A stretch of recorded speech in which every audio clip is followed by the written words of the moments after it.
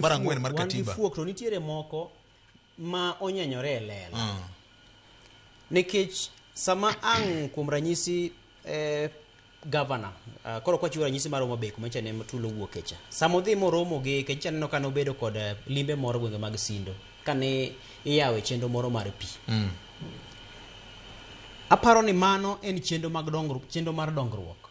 Magi mowinjore bed ni iwacho kanyo loso kanyo motegno sechego en chenro mar pi no.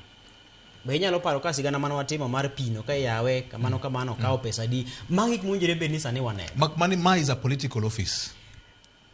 Emo miya ng'isi niya en political office nikech iyiero ng'ano kokalo kuom siasa. To siasa ne ma ibisi ng'isi niya poko yawo ni thuolo mondo idhigo. Noseyier ng'ani omiye lemo mar mondo mi odhi hotel ne jopiny nyaka chop kama idhi yawe siasa kendo.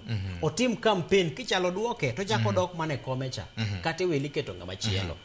Koro aparo ni chik iketho IBC ong'e maber ni ketho chik.